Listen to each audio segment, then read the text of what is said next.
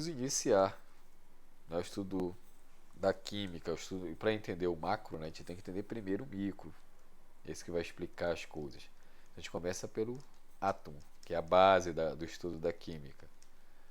Então vamos ver aqui os modelos atômicos.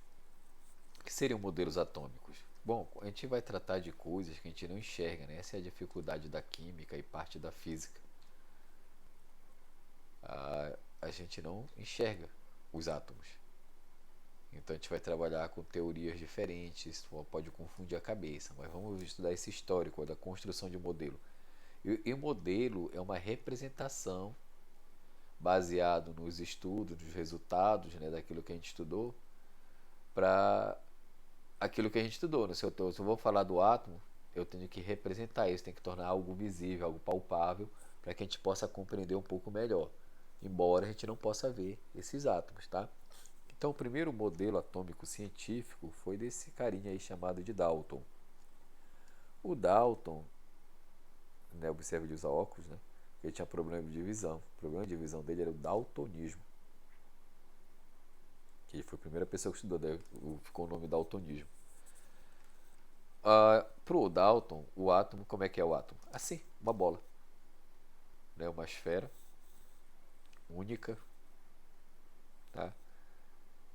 Muito pequena, que é invisível aos olhos, mas que seria a menor parte de qualquer tipo de matéria. Seria se a gente fosse dividindo a matéria, né, chegaria em algum átomo, até se eu destruísse a matéria, porque alguns tipos de matéria a gente vai ver daqui a pouco, é feito de partículas com dois ou mais átomos diferentes, ou iguais até.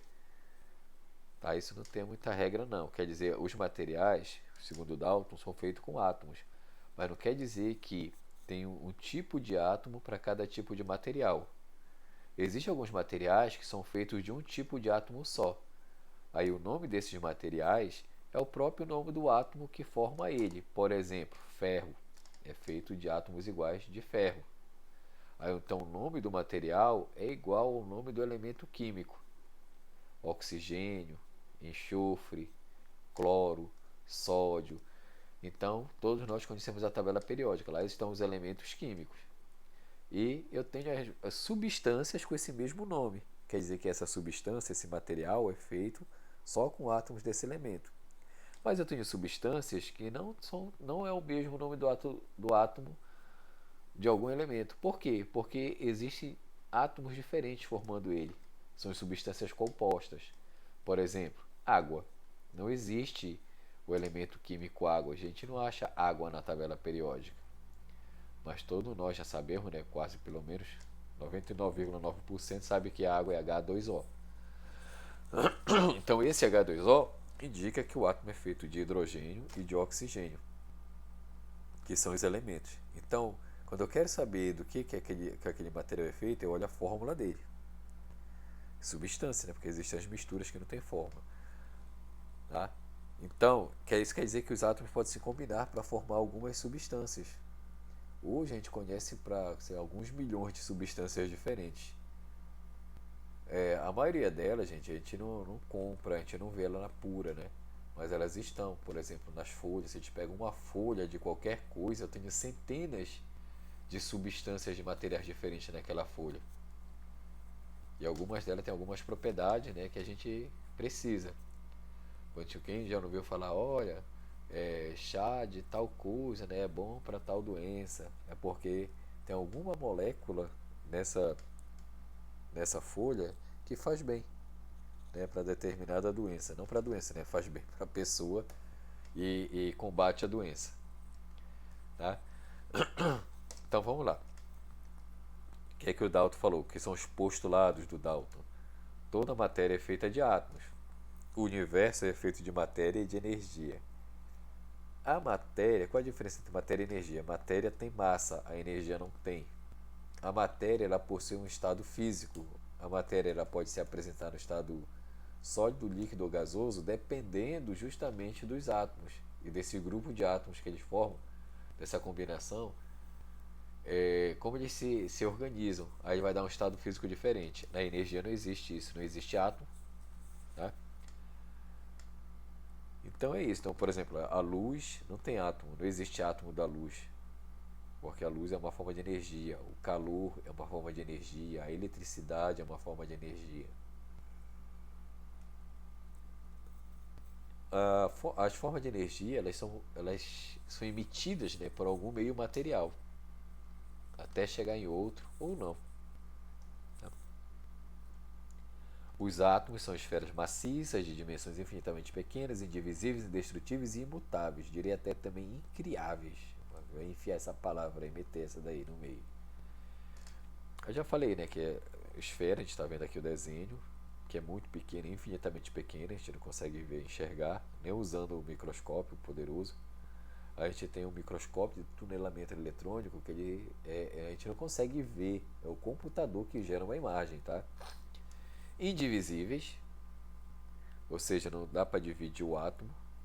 Isso é a ideia do Dalton, que fique bem claro, né? Muitas coisas aqui já hoje a gente sabe que não é desse jeito aí, né? Mas pro que ele precisava na época, com a tecnologia que ele tinha na época, já foi muita coisa. Indestrutíveis, ou seja, não poderia sumir, o átomo não pode sumir, virar do nada. Por isso que eu falei também incriável. Assim como o átomo não some, ele também não aparece. E imutáveis, quer dizer que um tipo de átomo não se transforma em outro tipo de átomo. Porque há poucos tipos diferentes de átomos. É, cada tipo de átomo é um elemento químico, aquilo que a gente vê na tabela periódica. Na época do Dalton não existiu tantos elementos aqui, assim, né? Mas para o Dalton, os átomos de hidrogênio, por exemplo, entre si seriam todos iguais, exatamente iguais. Teriam o mesmo tamanho e a mesma massa. Não haveria diferença entre dois átomos de hidrogênio porque eles são do mesmo elemento químico, até são do mesmo elemento químico até porque eles são iguais, tá? Mas se eu tivesse outro átomo mais pesado, já sei, esse aqui não é hidrogênio, porque ele é mais pesado que esse outro aqui. Estou falando assim à luz do que ele estudou, né? Que ele, claro, ele não viu isso. Eles podem combinar-se entre si para formar partículas mais complexas. Tá. Aquilo que eu falei, que todo material é feito de partículas. Essas partículas podem ser simples, como só um átomo, ou com dois, ou com três, 40 e poucos átomos, cento e poucos átomos. Existe, tá? Você não tem limite, não tem regra para isso. Se eu pegar, por exemplo, o açúcar, que é feito de moléculas de sacarose. Cada molécula de sacarose tem, deixa eu lembrar aqui, 22, 45 átomos. São 45? 12, 22 e 11. São 45 átomos em uma molécula de sacarose. Então, mais complexa, né? Uma molécula de DNA tem centenas de átomos diferentes. Uma proteína pode ter até milhares de átomos. Tá? Mas eu tenho o ferro, que é feito só com um tipo de átomo. Os gases de Nobre. Quando pega assim, eu falei da sacarose. Existe o elemento químico sacarose? Não. É porque ele é feito de carbono, hidrogênio e oxigênio. Então, os átomos de carbono, para ser mais exato, 12 átomos de carbono se combinam com 22 átomos de hidrogênio e 11 átomos de oxigênio e formam a sacarose. E não é só de qualquer jeito, né? Tem toda a combinação, a ordem de ligação deles determina se é sacarose ou não é. Tá? Isso aqui é a parte muito importante agora e para depois. Quando a gente falar de balanceamento lá em reações químicas, vai ser baseado nesse postulado do Dalton. Numa reação química, ocorre o rearranjo dos átomos, sem destruir ou criar nenhum novo átomo. Então, reação química. O que é reação química? É um processo onde se forma um novo material naquela ocasião. Por exemplo, se eu pego açúcar, coloco na frigideira, numa panela e aqueço. Esse açúcar vai ficando escuro, né? Por quê? Porque ele vai deixando de ser açúcar e vai se transformando em outra coisa, em carvão. E vai ficando cada vez mais escuro. Se eu for atender o celular e esquecer lá, quando eu olhar de novo vai estar tudo preto, porque todo açúcar foi transformado em carvão e água. Só que a água, como está quente, né, ela evapora, ela não fica lá esperando. Tá? Então houve uma transformação. A sacarose se transformou em carvão, que é carbono puro, e água. É isso que aconteceu. Tá? E o que aconteceu aos átomos Eu falei para vocês que a sacarose é feita de carbono, hidrogênio e oxigênio. O que aconteceu a esses 45 átomos de cada molécula? O átomo em si não aconteceu nada. Eles só se recombinaram de uma forma diferente. Então, num processo químico, segundo Dalton, isso é verdade ainda hoje, né? O átomo em si não sofre nenhuma alteração nas suas características.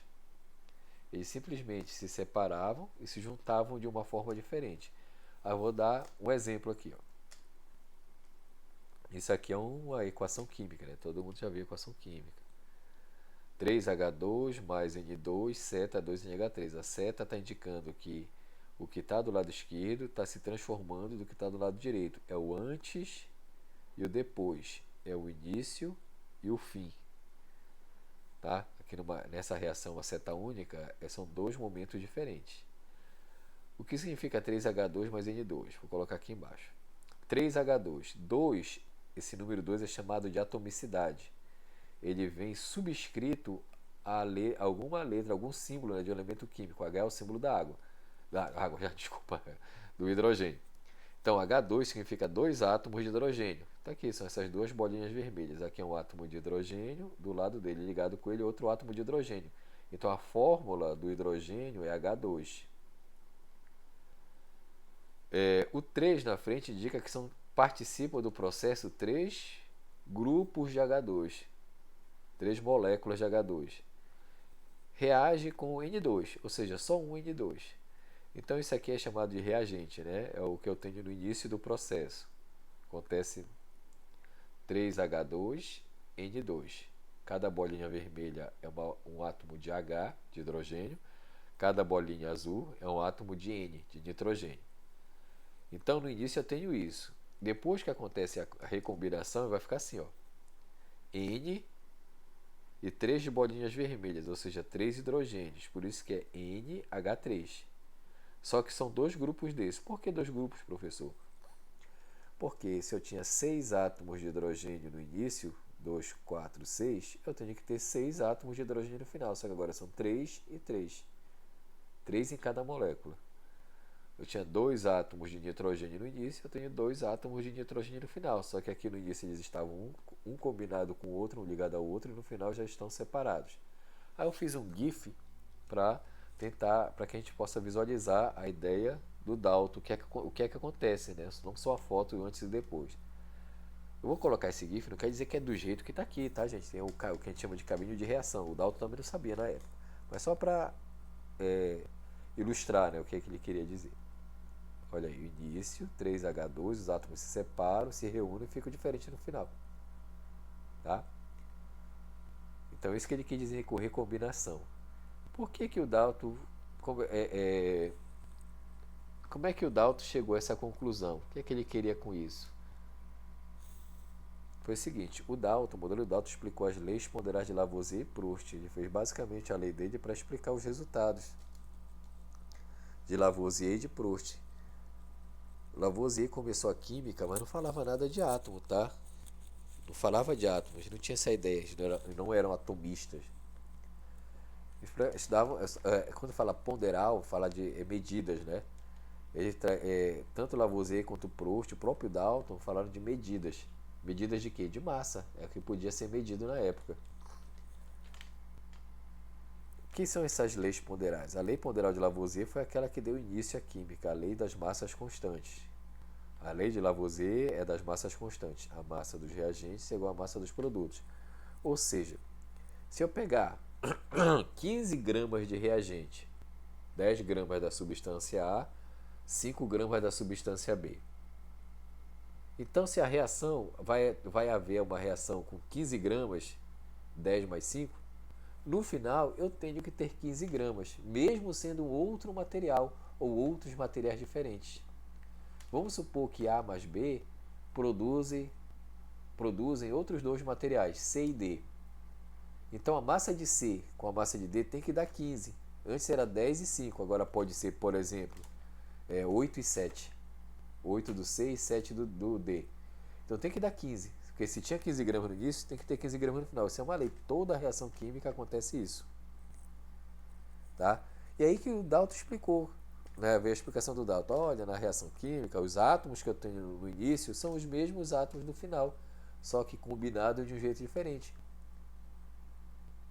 Então isso explica por que a massa não mudou. Por que a massa não muda? Porque são os mesmos átomos. Então o Dalton reviveu a ideia do átomo, que é uma ideia lá antes de Cristo, né? 1 milênio antes de Cristo, ele reviveu essa ideia para explicar os resultados do Dalton, do Lavoisier e do Proust, desculpa. A lei do Proust, a gente não precisa falar muito dela não, tá?